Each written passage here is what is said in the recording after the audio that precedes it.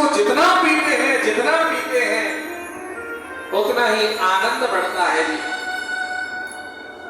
जो वैष्णव लोग हैं जी हमारे वृंदावन में नित्य कथा होती है। एक स्थान है, उस स्थान का नाम है राम जमाई। वहां पर 12 महीने 300 दिन भागवत कथा चलती है। एक व्यासी की कथा 7वें दिन संपूर्ण होती है तो अगले दिन दूसरे व्यासी की कथा 2-2 साल पहले वहां पर बुकिंग करानी पड़ती है। और जो श्रोता लोग हैं ध्यान दीजिएगा, मतलब वो कैसे रसिक हैं, एक दिन भी नहीं छोड़ते। उनको पता है कि भागवत ही हमारे जीवन को मुक्त करने का सुगम साधन है। और रस, इसमें ऐसा रस आता है महाराज, इस रस से वो वंचित नहीं होना चाहते। एवं भागवतम रसमाले रसिका भावुका। जो भावुक है, भाव जिनके अंदर भाव है प्रभु के प्रति, वो भावुक जन, रसिक जन इस कथा को छोड़ते नहीं। और भगवान कहते हैं जो भावुक मेरी कथा में बैठते हैं तो मैं उनके भाव में ऐसा आनंदित हो जाता हूं, वो जो चाहते हैं मैं वो करने को तैयार हूं।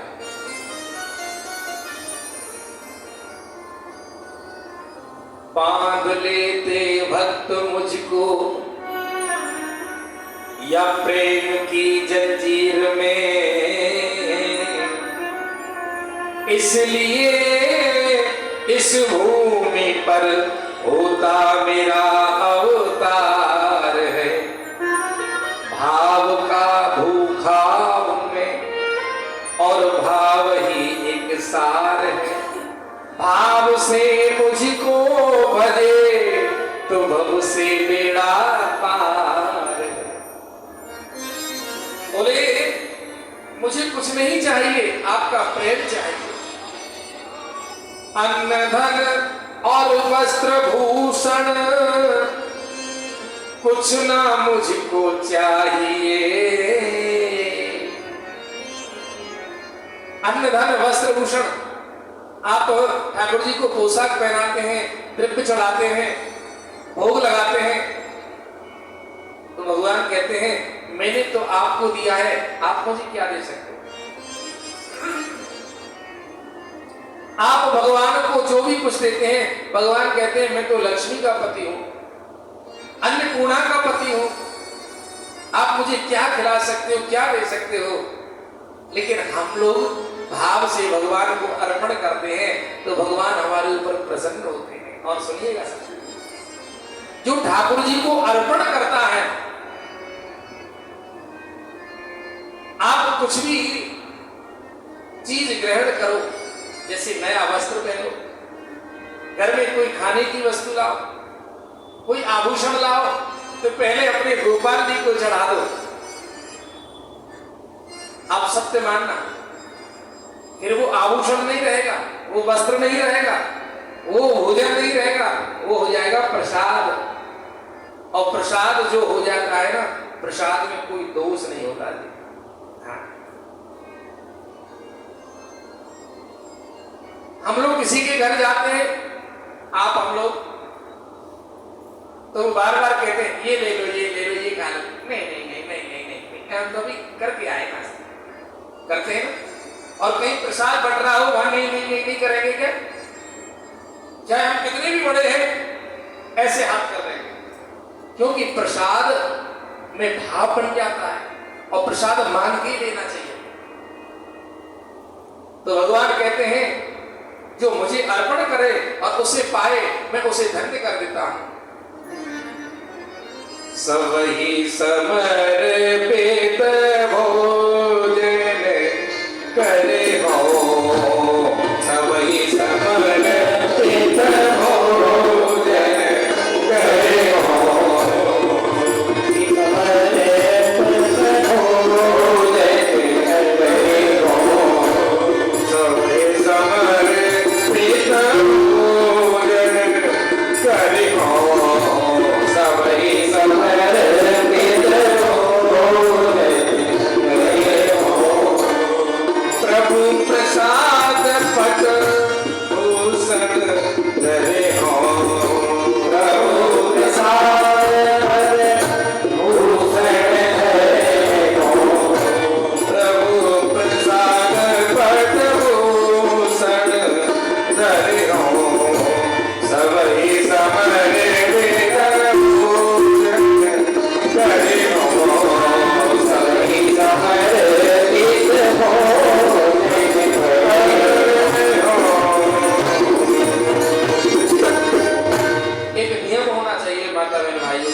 आपसे मैं प्रार्थना कर रहा हूं, कोई भी वस्तु बिना भगवान को।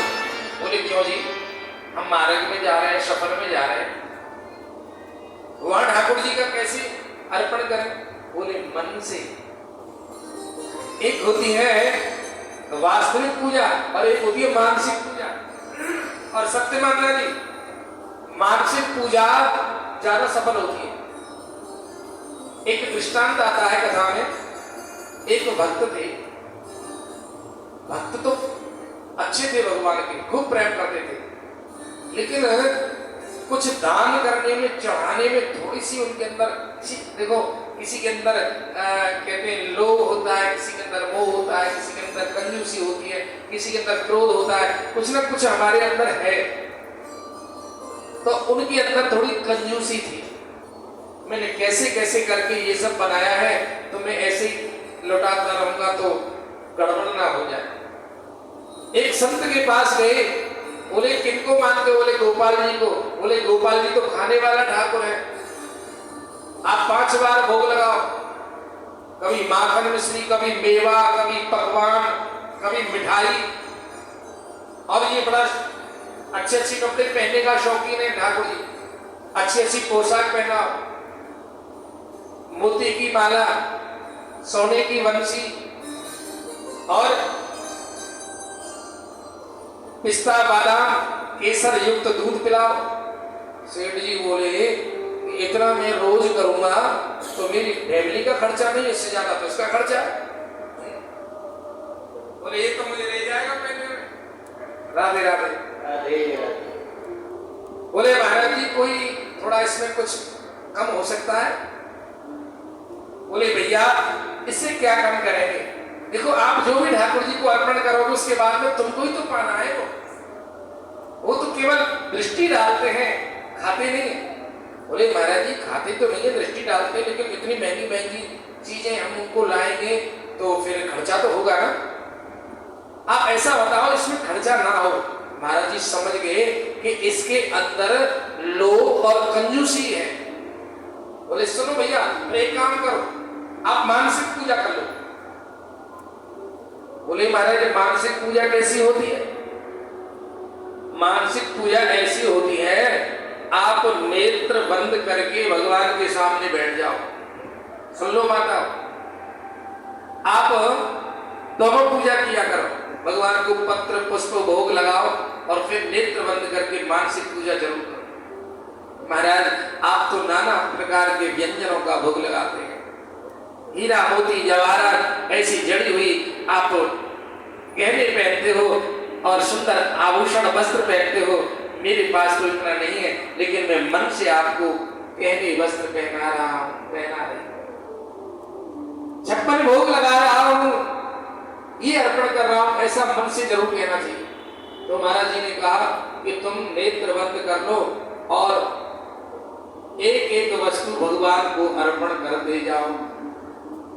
अब उनका रोज का नियम था, वो नेत्र बंद करके 1-1 घंटा ध्यान लग जाए। अब तो सामग्री, क्योंकि पैसा तो लग नहीं रहा, अब तो सामग्री कम नहीं हो रही, बढ़ती जा रही है। रोज दिन पे दिन नए नए गहने, नई नई चीजें बढ़ा रहे हैं ठाकुर जी के लिए। एक दिन की बात, पूजा को चलते चलते 12 वर्ष हो गए महाराज। और 12 वर्ष यदि कोई भी ध्यान पूर्वक, श्रद्धा पूर्वक, भक्ति पूर्वक हम कार्य करते हैं 12 साल, तो वो कार्य सिद्ध हो जाता है। आप माला करते हैं, 12 साल तक जाप करो माला का, तो माला मंत्र सिद्ध हो जाएगा। कोई भी कार्य 12 साल में सफल हो जाता है। 12 साल हो गए मानसिक पूजा करते करते। एक दिन की बात, भगत जी ठाकुर जी का दूध का भोग लगा रहे हैं। सुन लो, भाव आया, भगवान सोने के गिलास में, सोने के पात्र में बादाम, पिस्ता, चिरौंजी और केसर युक्त आपको मैं दूध का भोग लगा रहा हूं, अर्पण कर रहा हूं। अब ध्यान आया कि दूध में जब तक मीठा ना डालो तो आनंद नहीं आता। ठाकुर जी को अधुरम मधुरम, मधुर मीठी वस्तु प्रिय लगती है, तो आपने ठाकुर जी के दूध में चीनी डाली। 1 चम्मच रोज डालते थे, मन से, वास्तविकता में नहीं, मन से 1 चम्मच मैंने चीनी डाल दी। अब आज गलती से 1 की जगह 2 चम्मच डाल गए। बोले अरे आज 1 चम्मच चीनी ज्यादा हो गई, ये कल काम आ जाती। तो उसी समय सेठ जी अब चीनी को वापस निकालने के लिए भाव से ऐसे हाथ बढ़ाया। जैसे ही उन्होंने चीनी निकालने के लिए हाथ बढ़ाया, ठाकुर जी ने हाथ पकड़ लिया। राधे राधे। ठाकुर जी ने हाथ पकड़ लिया और कहा क्या कर रहे हो? बोले हमारा चीनी ज्यादा डल गई, उसे निकालता हूं। और जैसी आंखें खोली तो गोपाल जी के हाथ में कर कमल में और उस भक्त का हाथ, और ठाकुर जी हमारी बाह थाम ले। तो कल हमारे भैया ने एक बड़ा सुंदर भाव सुनाया, पकड़ लो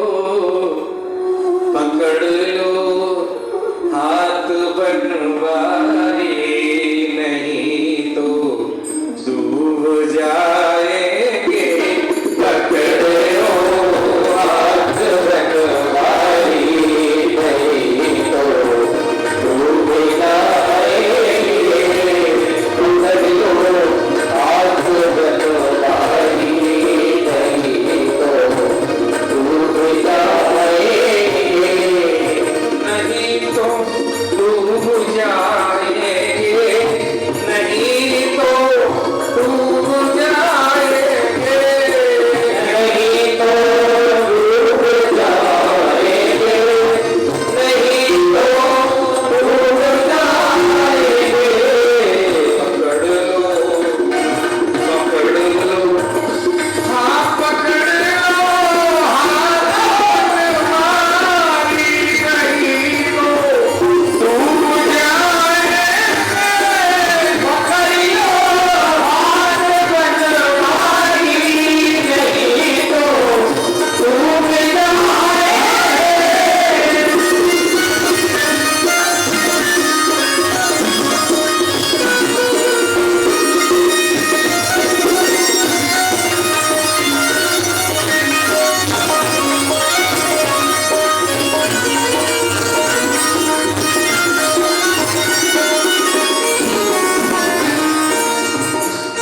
आप पीछे पीछे बोलेंगे, ठीक होगी, ताली हो जाएगी, तब मैं आगे सुनाऊंगा।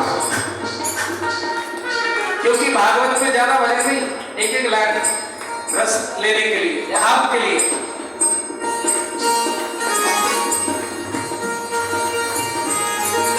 हरी है पाप की कटरी, हमारे सर पे ये भारी।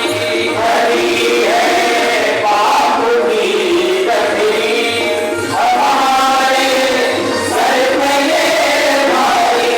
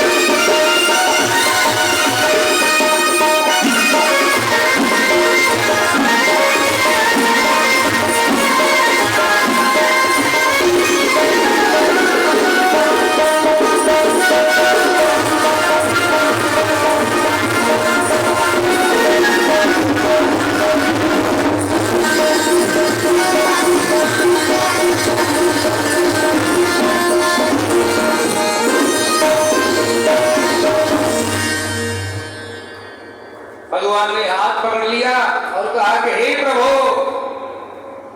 आपने हाथ तो पकड़ लिया इस कंजूस का, लेकिन अब मुझे छोड़ना नहीं। भगवान बोले, आप तो जानते नहीं हमारा स्वभाव कैसा है, हम जल्दी से किसी को पकड़ते नहीं है, और जिसे एक बार पकड़ ले फिर कभी छोड़ते नहीं।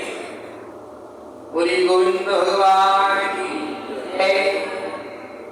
श्रीमद् भागवत कथा का यही आनंद है। एक बार ठाकुर जी की कृपा हो जाए, भागवत महारानी स्वयं भगवान का ही स्वरूप है, और सत्य मानना माता हो। ठाकुर जी को पाना है तो भागवत की कथा सुनो, कभी कूबना नहीं, कभी बहाना नहीं करना कि चलो कथा सुनने के लिए, बोले आज समय नहीं है, आज रिश्तेदार आ रहे। ये संसार के काम कभी पूरे नहीं हो सकते। हमारा शरीर पूरा हो जाएगा, लेकिन ये घर की झंझट, गोस्वामी जी ने बहुत बड़ी बात की, गृह कारज, कारज माने घर के काम, गृह कारज नाना जंजाला। देखो जंजाल होता तो आप जंजाल लिखते, जंजाल होता है छोटा, और जंजाला बहुत बड़ा जंजाल है। तेयाति दुर्गम शैल विशाला, शैल कहते पर्वत, जैसे विशाल पर्वत, उस विशाल पर्वत को लांघना असंभव है। हम पर्वत को लांघ सकते हैं क्या? नहीं। इसी तरह से घर के कार्यों से मुक्त होना असंभव है, कोई नहीं हो सकता। जितना आप काम को संभालते हो ना, उतने और फैल जाते हैं, कभी पूरे नहीं होते। और इसे जितना ध्यान से हटाओ, अरे जो करेगा ठाकुर जी, हमें तो अपना आनंद लेना है, तो फिर हम जब तक हम सोचते हैं कि इस काम को हम कर रहे हैं तो जंजाल बन जाता है। और जब हम सोचते हैं कि हम नहीं, सारा कुछ प्रभु ही कर रहे हैं, अब तो हमारा सब काम प्रभु के भरोसे है। एक भजन, बहुत पुराना भजन है, तेरे भरोसे मेरी गाड़ी, तू जाने तेरे काम जाने। भगवान के भरोसे, भगवान के समर्पित कर दो तो सारी गाड़ी की को पार करने वाले ठाकुर जी, नैया को पार करने वाले।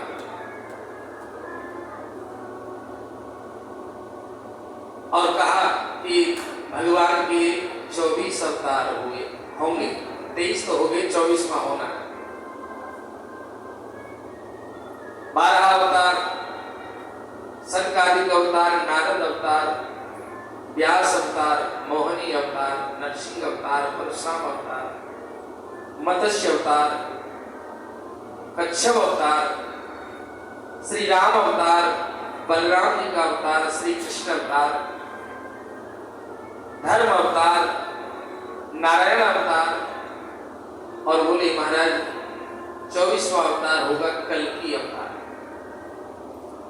बोले कि भगवान के अवतार क्यों होते हैं? जब जब धर्म की हानि, अधर्म बढ़ने लगता है, पृथ्वी पर पाप बढ़ने लगता है, तो हम आप इस पाप को रोक नहीं सकते।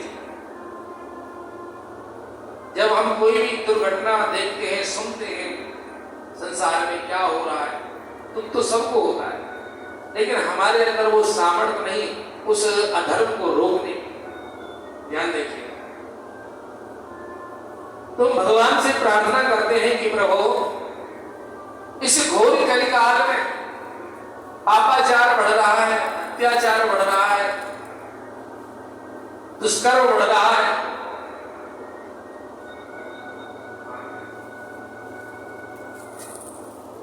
इसे आप रोको। तो जब भगवान को कौन कौन पुकारते हैं, ध्यान दीजिएगा, आप जैसे भक्त। हम जो कथा में अपने भावों को रख रहे हैं, उसका क्या अभिप्राय है? यही है कि मैं कथा सुनाने के माध्यम से, आप कथा सुनने के माध्यम से भगवान से हम, जब हमारी आरती होती है, आरती के बाद में पुष्पांजलि होती है, तो हम कहते हैं सर्वे भवन्तु सुखिनः, सर्वे सन्तु निरामया, सर्वे भद्राणि पश्यन्तु, मा कश्चित् दुर्भाग् भवेत्। ओम शांति शांति, सर्वे भवन्तु शांति। कि हम शांति का भगवान से प्रार्थना करते हैं कि संसार में शांति हो, सब खुश रहें, सब धर्म करें, सब नेकी पर चलें, सब छोटे बड़े का आदर करें।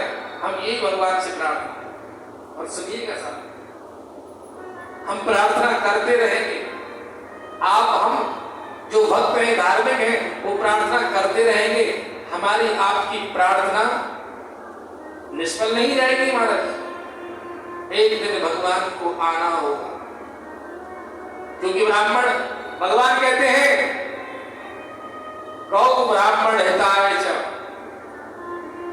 विप्रधेनु सुर संत हित लीन मनुज अवतार। बोले भगवान का अवतार किसके लिए होता है? सबसे पहले नाम आया है विप्र ब्राह्मणों, ब्राह्मण जी में, और भागवत में भी सबसे पहले ब्राह्मण का। गौ ब्राह्मण हिताय च, मैं गौ ब्राह्मण के लिए प्रकट होता हूं, उनकी रक्षा करने के लिए। तो बोले विप्र धेनु सुर संत हित, जो सज्जन हैं, धार्मिक हैं, संत हैं, देवता हैं।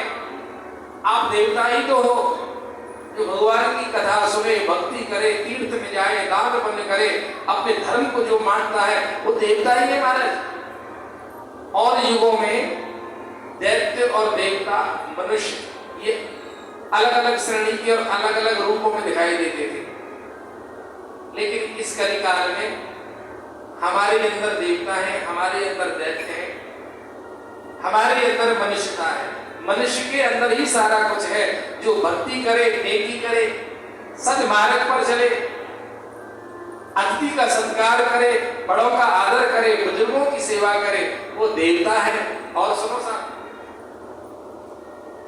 हमारे संत लोग कहते हैं देवता और दैत्य, दै अक्षर से देवता और दै अक्षर से देव, को दैत्य एक राशि है ना, दैसे ही देवता, दैसे ही दैत्य। बोले फिर इनमें फर्क क्या है? बोले कि देवता और दैत्य में केवल एक ही फर्क है। बोले क्या? देवता दे करके राजी रहता है और दैत्य दबा करके राजी रहता है। दूसरे का दबाना वो दैत्यता और देना वो देवता। सेवा करना वो देवता, आदर करना, आप बड़ों का आदर करोगे, कहेंगे हमारा बेटा बड़ा देवता है? और जब बड़ों का अनादर करेंगे, अपमान करेंगे, तो क्या कहेंगे कि हमारा पुत्र बड़ा दैत्य है, राक्षस बुद्धि का है। तो मनुष्यों के अंदर ही देवता और दैत्य वास करते हैं। इसलिए हमें दैत्य नहीं बनना महाराज, हमें देवता बनना है। और एक बात कहूंगी, धर्म की हमेशा जीत होती है। कुछ समय के लिए दैत्य अपने बाहुबल से, अपने षड्यंत्र से कुछ हासिल कर लेते हैं, लेकिन अंत में विजय देवताओं की होती है। क्योंकि देवताओं के लिए भगवान स्वयं रक्षक बन के आते हैं। विप्रधेनु सुर संत हित लीज मनुज अवतार, निज इच्छा निर्मित तनु माया गुण गोपाल। मैं अपनी इच्छा से देवताओं की रक्षा करने के लिए इस युग में अवतार लेता हूं। तो बोले महाराज, वेद व्यास जी जो थे, उन्होंने वेदों की रचना, पुराणों की रचना, शास्त्रों की रचना। जब भागवत जैसे पवित्र ग्रंथ की रचना हुई तो उनके मन में विचार आया, इस भागवत का प्रचार करने वाला कोई धर्मात्मा होना चाहिए, धर्म परायण रहने वाला होना चाहिए, कोई भक्त होना चाहिए। तो आपने भगवान से प्रार्थना की, हे भगवान मुझे एक पुत्र दे दो, और मुझे पुत्र अपने स्वार्थ के लिए नहीं कि बुढ़ापे में कमा के खिलाएगा, सेवा करेगा, नाती पोते होंगे, इसके लिए नहीं, मात्र भागवत का प्रचार करे, इसके लिए पुत्र चाहिए। व्यास जी महाराज ने भागवत के प्रचार के लिए, पुत्र प्राप्ति के लिए भगवान से कहा। तो जो अच्छे काम के लिए भगवान से मांगे वो क्यों नहीं देते? तो उनके यहाँ श्री सुखदेव जी का प्राकट्य हुआ। ध्यान दीजिएगा, सुखदेव जी महाराज का जन्म कैसे हुआ? एक बार कैलाश पर्वत पर भगवान शिव समाधि में लीन हैं और माता पार्वती सेवा कर रही हैं। उसी क्षण नारद जी महाराज पहुंचे। नारायण नारायण नारायण नारायण नारायण जपते हुए नारद जी जब आए, माता पार्वती ने नारद जी का स्वागत किया, शीतल जल पिलाया और उनके चरणों में प्रणाम भी किया। क्योंकि संत द्वारे पे आवे तो उसे प्रणाम करना चाहिए, आदर करना चाहिए। नारद जी महाराज बोले कि माता, मैं आपसे एक छोटा सा प्रश्न करना चाहता हूं। भगवान शिव बड़े ही परोपकारी है, त्यागी पुरुष है, सारी दुनिया को सब कुछ लुटा देते हैं, अपने पास कुछ नहीं रखते, तो क्या आपसे कुछ छुपाते तो नहीं? माता पार्वती बोली, जब किसी सारी दुनिया से नहीं छुपाते तो मैं तो उनकी अर्धांगिनी हूं, उनकी दासी हूं, मुझसे क्यों छुपाएंगे?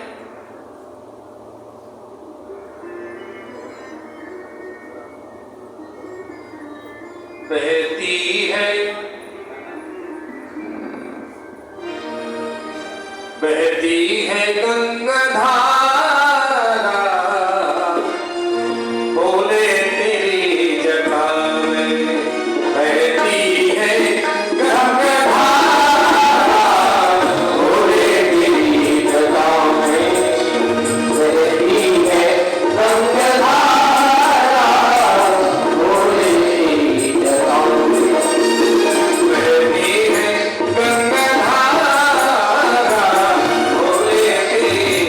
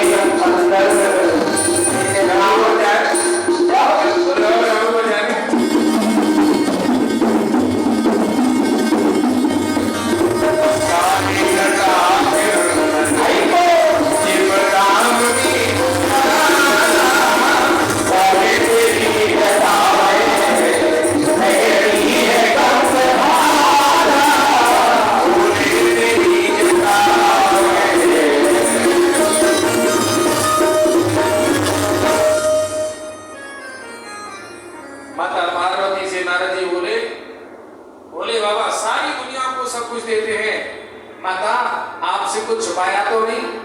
बोले नहीं महाराज, सब कुछ देते हैं।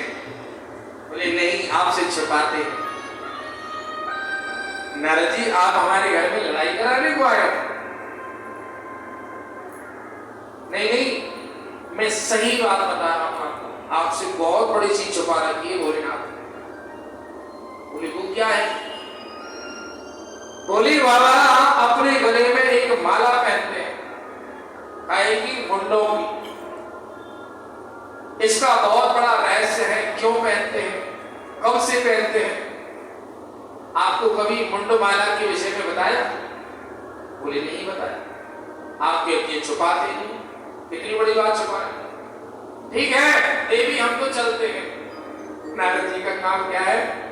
जिस घर में शांति हो वहां शांति करा दे। नारायण नारायण बोलते हुए चले गए। अब तो माता पार्वती का सेवा में नहीं लगा।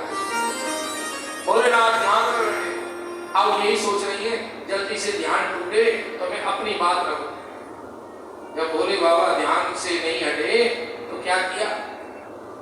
बर्तनों को पटकने लगी। शोर होने लगा। कभी नंदी को डांटती है, गणेश को डांटती है, कभी कार्तिकेय को डांटती है। भोले बाबा की समाधि खुल गई। आज आश्रम में इतना शोरगुल क्यों हो रहा है? भोले बाबा की आंखें खुलते ही माता पार्वती महाराज उदास ऐसे बैठे। भोले बाबा आए। बोले देवी, आप तो समाधि खोलती है, मुझे जल पिलाती हो, फल खिलाती हो, आज आप ऐसे क्या बात है, नाराज हो? नहीं बोली। भोले बाबा समझ गए कोई बात। नंदी गणों से पूछा कि यहाँ कोई आया था? बोले हाँ नारद जी आए। बोले बस हो गया बेड़ा गर्क। अच्छे भले घर में आग लगा जाए नारद जी। भोलेनाथ बड़े भाव से प्रेम से बोले देवी क्या बात है, आप बताओ ना। बोले आप बड़े कपटी हो, आप मुझसे छुपाते हो। बोले मैं तो कुछ नहीं छुपाता, मैंने क्या कपट किया है? बोले मैं बताती हूं। बोले बताओ। बोले आपने सब कुछ भेद बताया, लेकिन ये मुंडों की माला क्यों पहन रखी है, इसका कोई आपने रहस्य नहीं बताया, क्यों छुपाया मुझसे? भोलेनाथ बोले पार्वती ना पूछो, इसी में सार है। ये मुंड की माला के बारे में मैंने अपनी इच्छा से आपको नहीं बताया, क्योंकि मैं आपको बताता तो आपको दुख होता। बोले नहीं नहीं, आज नारद जी ने मेरी आंखें खोली हैं, मुझे बताओ, नहीं तो मैं चली अपने मायके। वो मायके का नाम सुनते ही महाराज घर हिल जाता है। हाँ जी, हमारे कुछ हो जाए 19-20 शरीर में तो चलेगा, बच्चों के कुछ हो जाए तो चलेगा, और घर की लक्ष्मी यदि बीमार हो गई तो महाराज घर सा नहीं लगता है। और यदि ये नाराज, और सत्य बात तो ये है, सबको नाराज कर लेना, लेकिन कभी भी अपनी गृह लक्ष्मी को नाराज मत करना। आप ये मत सोचना कि मैं मैयाओं की पढ़ाई कर रहा हूं कि मैया मुझे अच्छी अच्छी चीजें खिलाती है। बात ये नहीं है, सत्य बात है। हाँ महाराज, लक्ष्मी जी भगवान से नाराज हो जाए तो भगवान को कोई नहीं पूछता है। आपको छोटी सी मैं दृष्टांत रूपी कथा बताता हूं। एक बार लक्ष्मी और नारायण भगवान में कुछ चर्चे में हो गई। काय बात पर? भगवान विष्णु कहते हैं अरे लक्ष्मी तुमको कौन पूछता है, सारी दुनिया में मेरे ही भगत है, आपके भगत है। बोले हाँ। लक्ष्मी जी बोली सुनो महाराज, ये बात मत कहो,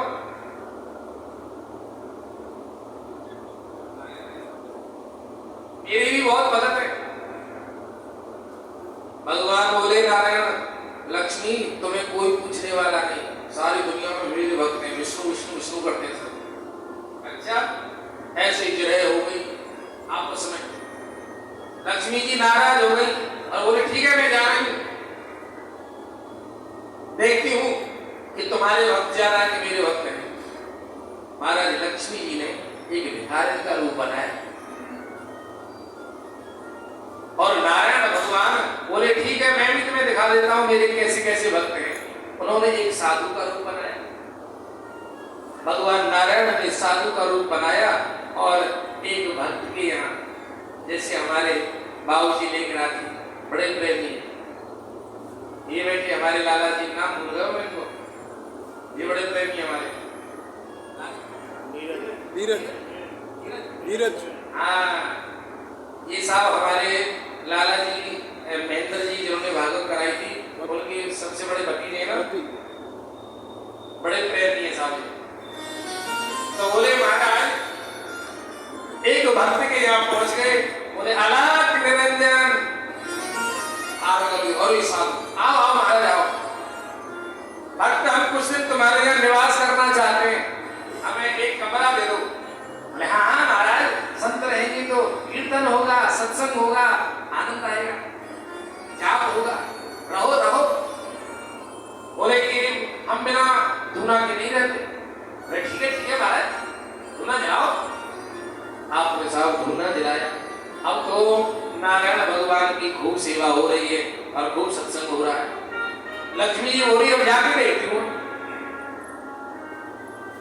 कुछ दिन के बाद लक्ष्मी माता उसी वक्त के घर में आ गई, यहाँ भगवान साधु के रूप में धूना जमा के बैठे थे। बोले भिक्षाम, भक्त निकल के आया तो एक फटे कपड़ों की भिखारी, अभी लाता हूं माता। घर में गए और जो भी भोजन बना था ला करके दिया।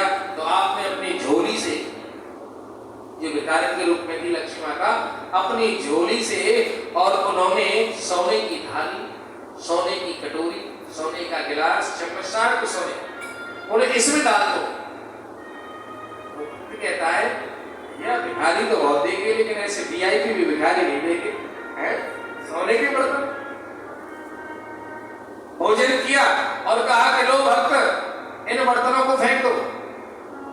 क्या कहती हो? बोले कि जिस बर्तन में एक बार खा लेती हूं दोबारा नहीं खाती हूं। उस भक्त ने अपने घर के पीछे कूड़ा जो पड़ा था वहां वो बर्तन डाल दिया। बोले माता फिर आना। कल फिर आई।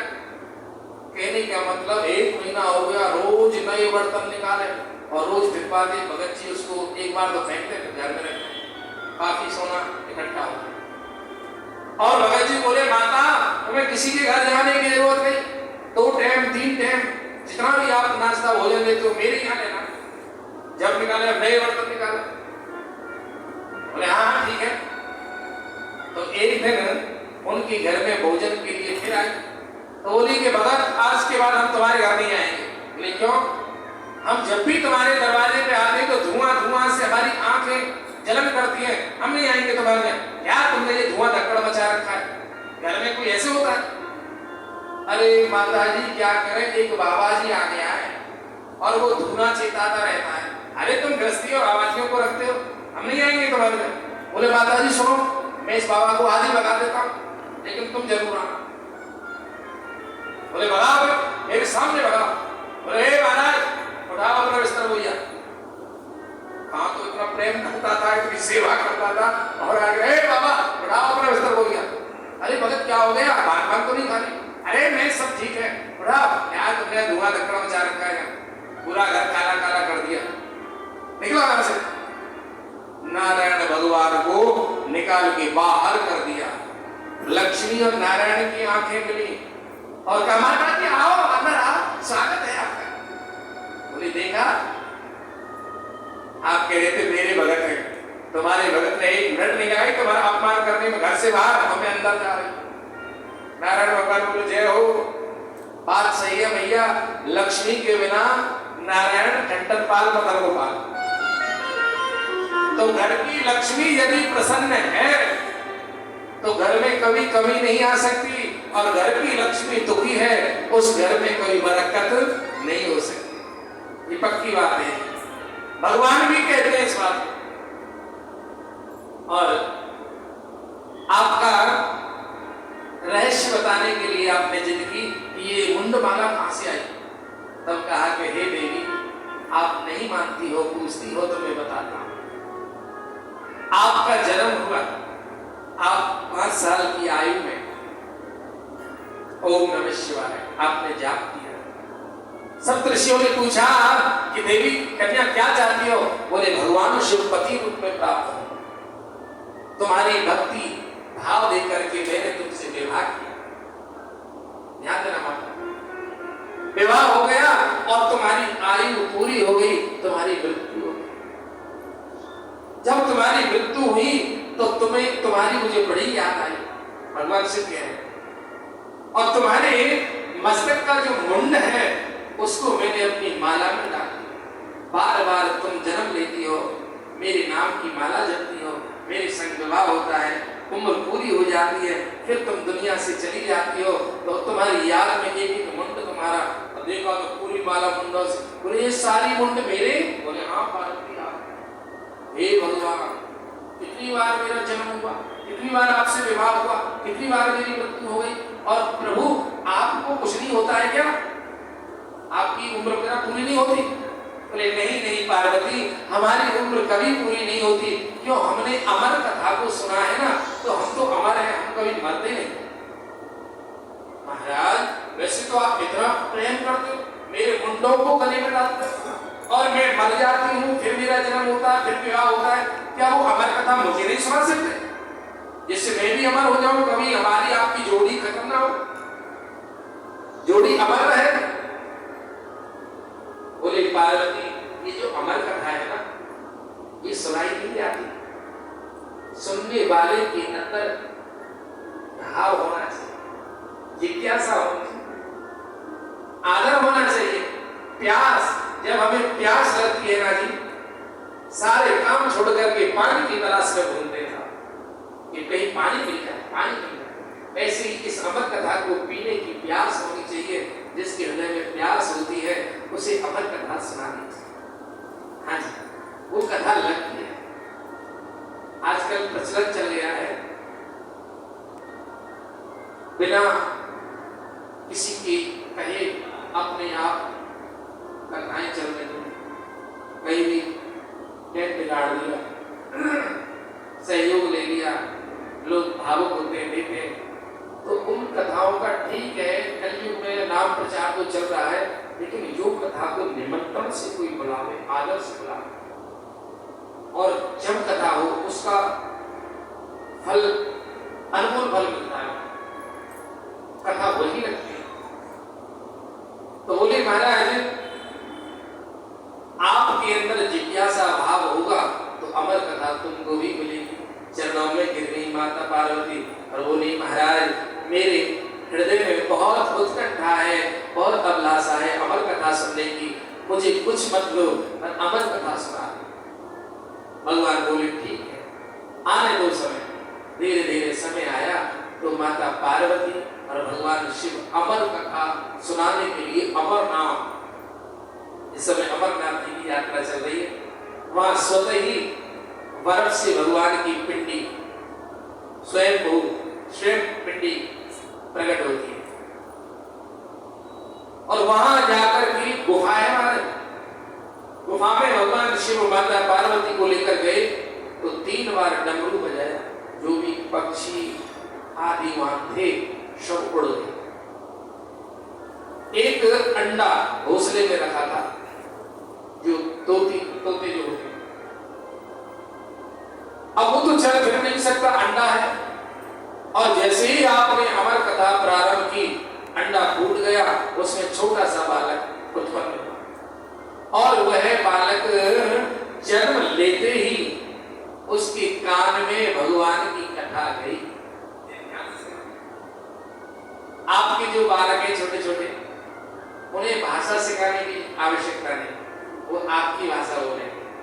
हमारे मथुरा में जो बच्चे हैं उनको भाषा सिखाने की नहीं, वो हमारी भाषा बोलेंगे। जो जिस प्रांत का बालक है वो वही भाषा उसे सिखानी नहीं पड़ती। क्यों? उसने जैसे ही संसार में आंखें खोली तो उसके कान में जो शब्द आया वही उसके हृदय में बैठ गया। राधे राधे। जो सुनता है वही तो सीखता है। तो ये सुखदेव जी थे जिन्होंने महाराज जन्म लेते ही भगवान की कथा को सुना, और कथा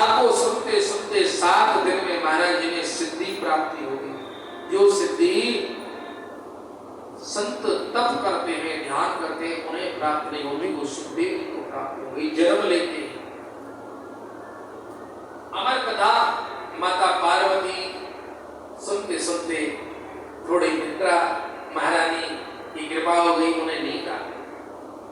परंतु मेरे सुखदेव जी महाराज ने कथा को इतने भाव से, इतने प्रेम से सुना कि नींद तो क्या होती है, एक पल के लिए शरीर को हिलाया दिलाया समाधि में मस्त भगवान की कथा को श्रवण किया। 7 दिन कथा पूर्ण हुई तो माता पार्वती की नींद बनी और माता पार्वती कहती है, भगवान आपसे निवेदन है, 4 दिन तक कथा सुनी थी, फिर मुझे नींद आई, क्या कहती हो? लेकिन ये 7 दिन कथा तो किसी ने सुनी है, क्योंकि हर प्रसंग में हाँ हूं ऐसे बार बार शब्द सुना मैंने। उमा के पड़ गए सोता, ऊंगरा भर रहे हो तोता, ब्रजवासा में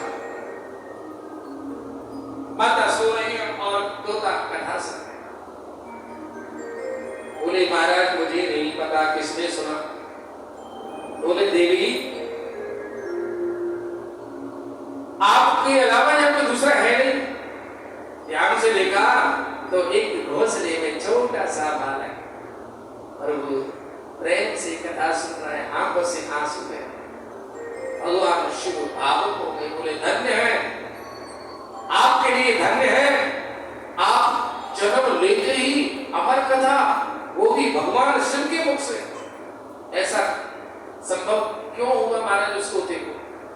एक बात कहो जी, हमारे जो ब्रज के ग्रंथ हैं, गर्ग संहिता, ब्रह्म वैवर्त पुराण, इनमें ये कथा आती है। ये जो तोता पूर्व जन्म में भी ये तोता ही थे, और ये राधा रानी के बाग में, जो राधा जी का बाग है बरसाना में, उस बाग में एक ही डाली पर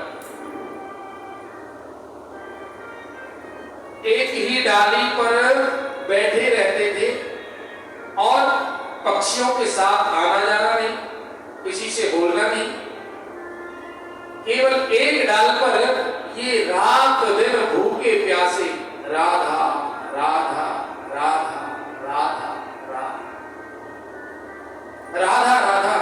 एक दिन करुणामयी श्री राधा रानी श्याम सुंदर के सहज प्रकट हुई और कहती है, अरे पक्षी तू रात दिन राधा राधा राधा राधा कहता, अरे कुछ दाना चुगाकर उड़ाकर अपने साथियों में लाकर तू रात दिन राधा राधा मेरे पीछे पड़ गया। बोल क्या चाहता है? किशोरी तेरे चरणन की रज पाऊं, बैठो रहूं, सुनिएगा ध्यान से, बैठो रहूं कुंजन के कोने, श्याम राधिका गाम। किशोरी तेरे चरणन की रज पाऊं। हे राधा रानी, हे किशोरी, आपके चरणों की रज से मुझे वंचित मत करना, क्योंकि या रज को, रज जानते हैं, रज माने मिट्टी, या रज को ब्रह्मादिक तरसत, ब्रह्मा जी जैसे देवता तरसते हैं, सो रज शीस चढ़ाऊं, प्यास स्वामी की जब निरखो, बिमल बिमल यस गाऊं। किशोरी तेरे चरण की रज पाऊं। जब भी मेरा जन्म हो,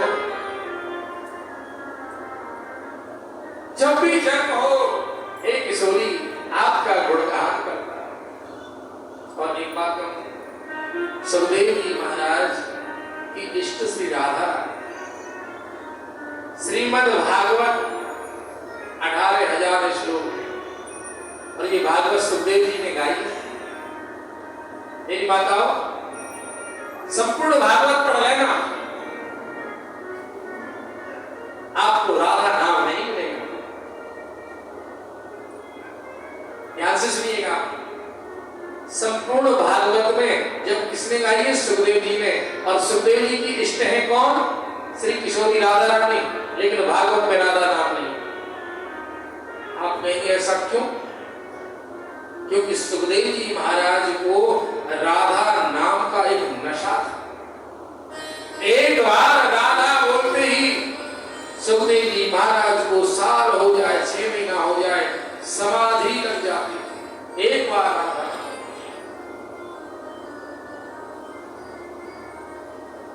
इसलिए सुखदेव जी ने राजा परीक्षित को ये कथा 7 दिन में सुनाई थी। यदि एक बार भी मैं अपने इष्ट किशोरी का नाम लेता हूं, कहीं मुझे समाधि ना लग जाए, राजा परीक्षित की 7वें दिन मृत्यु है, ये संपूर्ण भागवत सुन लेगा तो इसकी मुक्ति हो जाएगी। इसलिए राधा नाम नहीं।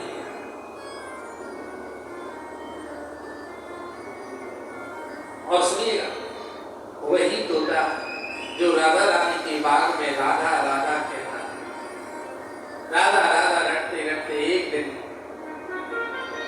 शरीर पूरा हो गया, मृत्यु हो गई। जब मृत्यु हुई तो राधा रानी ने ठाकुर जी से एक बात कही, इसने सारा जीवन मेरे लिए दे दिया। ये पक्षी है,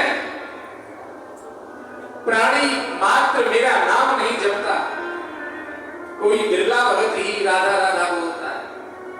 ये पशु पक्षी के रूप में है, और इसने सारे जीवन कुछ खाया ना पिया ना, अब हमें इसे क्या देना चाहिए?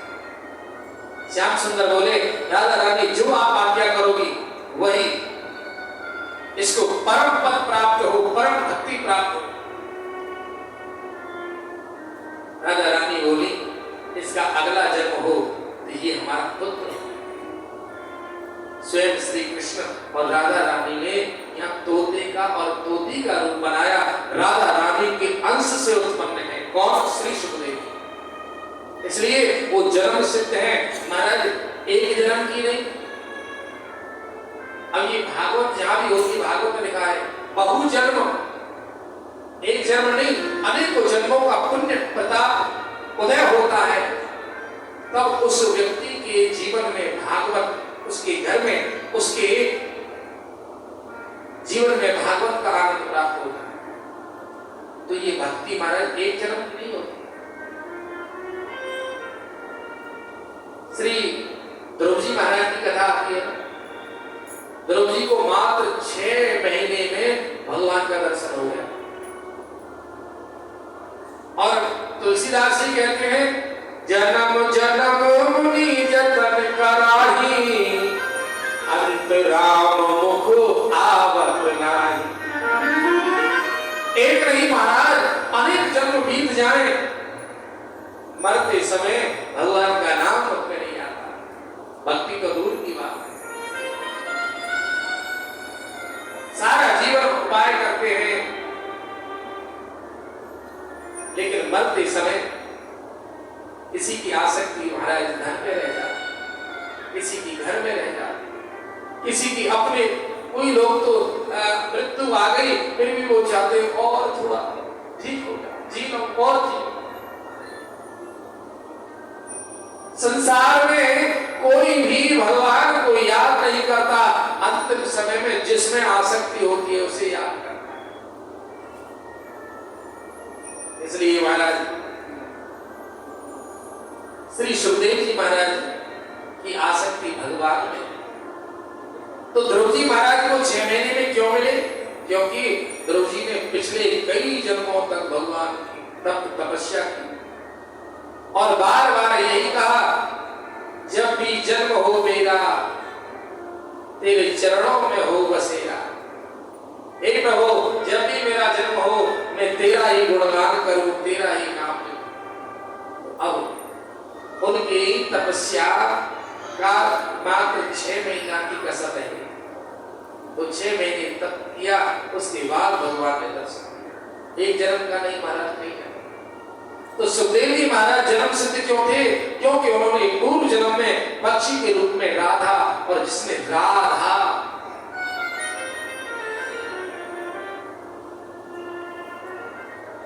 आप राम भी बोलोगे ना तो भी राधा रानी का नाम आ जाएगा। हाँ जी, एक हमारे ब्रज में एक संत थे, कोई राधा राधा बोले ना तो डंडा लेकर भागते उसके पीछे। सच की बात है, सत्य। अरे बाबा, तो राधा को मारने को दौड़ रहा, कृष्ण कहे तो भी डंडा लेके दौड़े। क्या करें फिर? क्या बोले? बोले राम बोलो। क्या बोले? राम। अरे बाबा, आपने ब्रज में जन्म लिया, आप तो राधा रानी और ठाकुर जी का नाम लेते। अरे आप राम बोलो, नहीं तो मारूंगा डंडे से। बोले बाबा, राम बोलने से तुम्हें क्या मिलेगा? क्या तुम राधा रानी के भक्त नहीं हो? अरे राधा रानी के भक्त नहीं हो तो जाओ अयोध्या जाओ, ब्रज में क्यों आए हो? जब राम राम बोल रहा है तो अयोध्या जाओ। बोले नहीं, मैं ब्रज में ही रहूंगा और राम राम ही बोलूंगा। बोले राम, रा से राधा, मां से माधव, राधा माधव, राम से राम, मां से माधव। बोले कि राधा माधव दोनों का नाम लीजिए, इसलिए कहो राम। राम कहो चाहे कृष्ण कहो, जग में सुंदर है दो नाम, चाहे नाम कहो क्या नाम। तो बोले महाराज इस प्रकार श्री सुखदेव जी महाराज बोले, बाबा ने सोचा व्यास जी महाराज ने मुझसे पुत्र मांगा था, और ऐसा रसिक भक्त ज्ञानी पुत्र कहां होगा? अरे ये तो ऐसे महापुरुष होंगे, एक बार किसी को दर्शन हो गया सुखदेव जी का तो दर्शन मात्र से मुक्ति मिल जाएगी। आपने उन्हें भेज दिया। वेद व्यास जी की जो पत्नी है उनके गर्भ में पहुंच गई महाराज। और ध्यान देना जी, माता के गर्भ में जब ये जीव जाता है, आप हम सब की बात है, जब 8वां महीना 8 महीने का गर्भ होता है तो ये बालक बिल्कुल पुष्ट हो जाता है। इसकी सप्त धातु, नखासिका, हाथ पैर नाक मुंह सब तैयार हो जाता है, और इसे पिछला जन्म भी याद आ जाता है। सर नीचे को होता है, पैर ऊपर को होते। माता का जो गर्भ है छोटी सी कोठरी होती है, उसमें हाथ पैर भी फैलाने की जगह नहीं होती। ध्यान रखना, ऐसे जो हाथ नहीं खोल सकता, गर्भ छोटा सा होता है। मल मूत्र और जो गर्भवती माता होती है उनके मन में अनायास चंचलता आ जाती है। क्या? उन्हें खाने पीने की तरह तरह की चीजों का टेस्ट आने लगता है। जब माता चटपटा खाती है तो पहला ग्रास उसके मुख में जाता है, तो मिर्च मसाला जब इसकी त्वचा को स्पर्श करता है ना, तो ये दर्द के मारे तड़पता है और भगवान से प्रार्थना करता है कि हे भगवान, ध्यान देना मेरी माता, हे भगवान, मैं आपसे प्रार्थना करता हूं मुझे इस नरक से मुक्त कर दो। अब मैं कभी जीवन में इस नरक में नहीं आऊंगा, एक बार आप मुझे इस नरक से निकाल। ध्यान देने की बात है माता बहनों, ये प्राणी मात्र हम आप सबकी बात है। हम आप सबने भगवान से गर्भ में प्रार्थना की कि मैं दोबारा इस गर्भ में नरक में नहीं आना चाहता, हे भगवान अब की बार मुझे निकाल। तो भगवान क्या कहते हैं? भगवान कहते हैं, हे मूर्ख, हे अज्ञानी, मैंने तुझे कितनी बार इस नरक से मुक्त किया, और तू जब इस नरक में फंसता है, सुन लो जी, माता का गर्भ नरक है जी, तो तुझे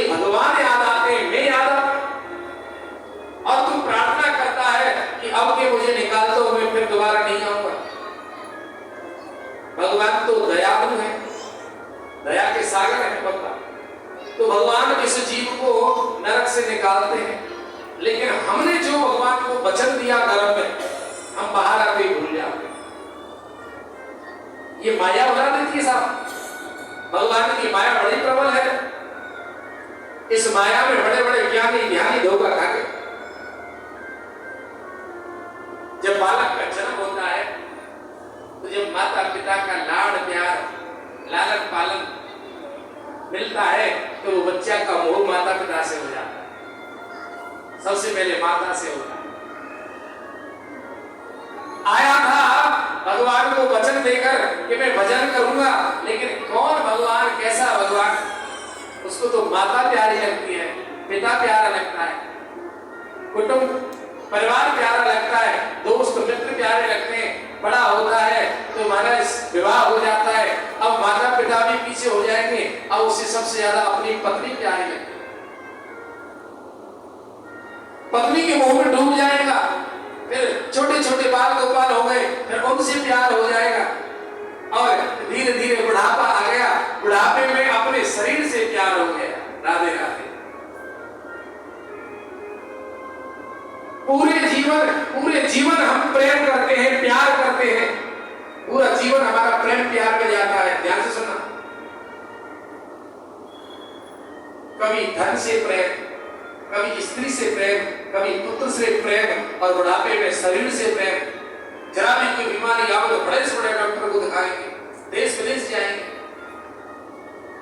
अरे महाराज, शरीरम व्याधि मंदिर। अब जिस देवता का मंदिर होगा तो उसमें वो देवता तो होगा। यहाँ कथा हो रही है, ये है राधा कृष्ण मंदिर है, तो उसमें राधा रानी ठाकुर जी विराजमान तो होंगे। और जिस शरीर का मंदिर है साहब, व्याधि बीमारियों का मंदिर, तो इसमें तो बीमारी आएगी। आप कितनी भी रोकथाम करो, लेकिन वो टलने वाली नहीं, तो आ रही है। शरीरम व्याधि मंदिर।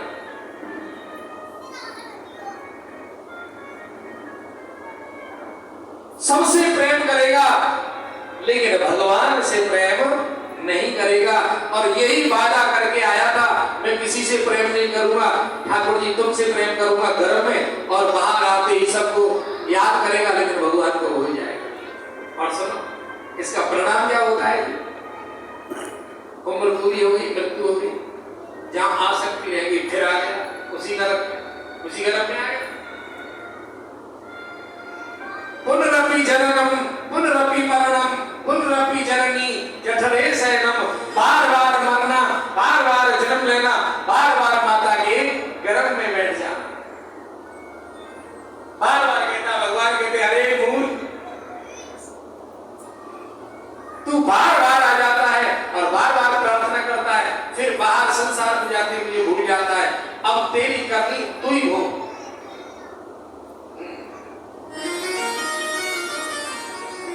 कि तूने हर बार हरि नाम सुध भुलाई है, कि तूने हर बार हरि नाम सुध भुलाई है, कि तूने हर बार हरि नाम सुध भुलाई है। आइए, तूने हर बार हरि नाम सुध भुलाई है, तूने हर बार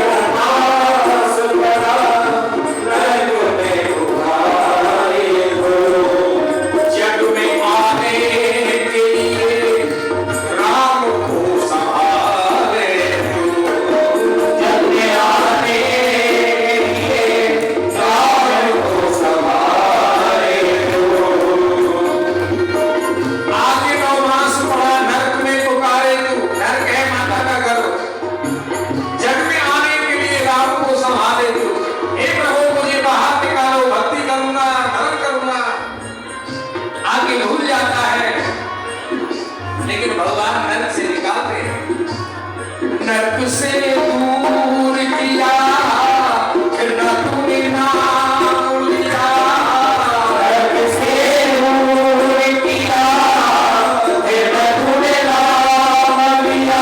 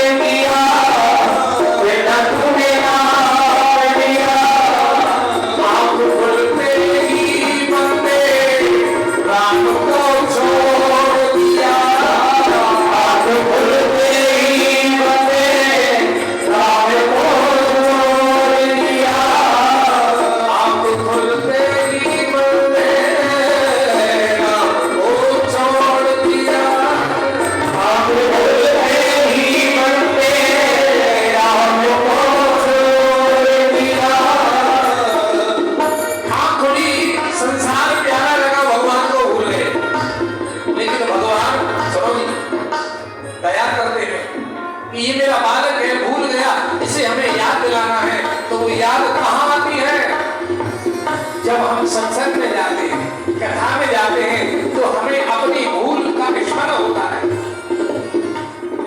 आंख खुलते ही बंदे राम को छोड़ दिया। भगवान कहते हैं अब तो संभल जा, बच के निकल जा, तो संभल जा, बच के निकल जा, अब तो संभल जा, माया से बच के निकल जा, अब तो संभल जा, बच के निकल जा, अब तो संभल जा, बच के निकल जा। मुश्किल से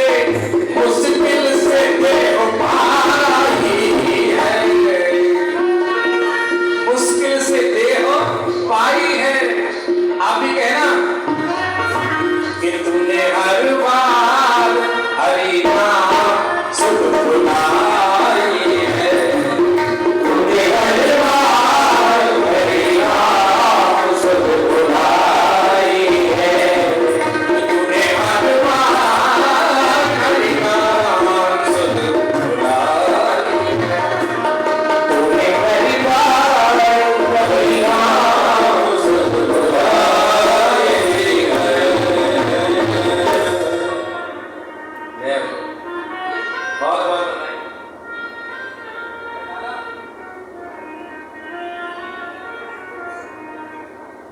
इधर आओ, इधर आओ, इधर आओ।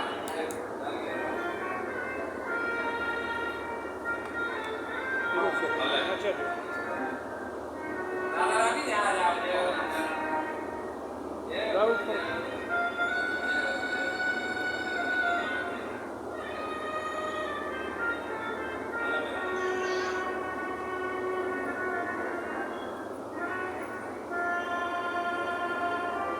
राधे राधे।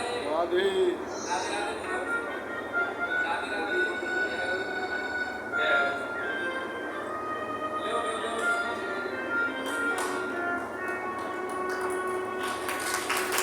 जय हो। राधा और रुक्मणी कहाँ चले गए? ये तो सच्चा भाव है। इस उम्र में भक्ति आ जाए ना, वो सच्ची होती है, कोई बेकार नहीं होता। जय जय श्री राधे। तो श्री सुखदेव भगवान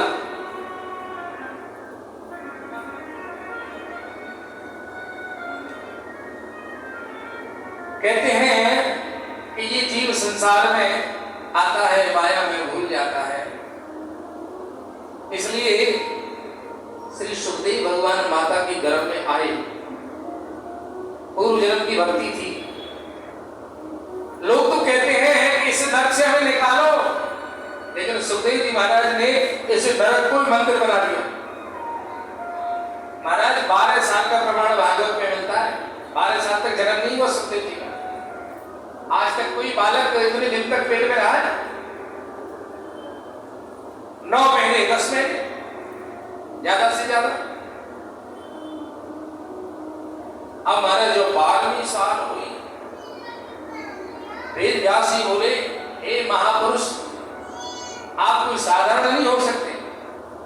साधारण बालक तो 9वें 10वें मास में वायु के द्वारा उसका जन्म हो जाता है, लेकिन तुम बाहर नहीं आना चाहते, क्यों नहीं आना चाहते? बोले कि ये माया अच्छे अच्छे को पकड़ लेती है, इसलिए मैं तो इस नरक कोई मंत्र बना करके इसमें भजन कर रहा हूं, बाहर आऊंगा कहीं माया ना पकड़ ले। बोले नहीं नहीं, आपको जन्म तो लेना ही चाहिए, क्योंकि माता गर्भवती जो होती है उससे बड़ा कष्ट होता है। आप अपनी माता को कष्ट देना चाहते हो, आप जन्म लो। बोले एक शर्त पे आऊंगा, आप मुझसे प्रेम नहीं करोगे, मुझे रोकोगे नहीं, वचन दो, मैं जहां जाना चाहूं वहां जा सकता हूं। व्यास जी बोले कोई बात नहीं है, आप जन्म तो लो, हम आपको रोकेंगे नहीं। 12 साल में जन्म हुआ, और जो एक नाड़ी होती है भारत, जो माता और पुत्र की जो नाड़ी एक होती है, दाई काटती है ना, नाड़ काटती है, तो एक होती है माता की और पुत्र की, उसी नाड़ी से उसके मुख में पोषण जाता है, अन्न जाता है। नाड़ी को काटते हैं तो वो नाड़ बोलते हैं उसे, उस नाड़ को कंधे पे डालना। सुखदेव जी ने नग्न दिगंबर भेष, और महाराज मुड़ के नहीं देखा अपने माता पिता की ओर, चल पड़े।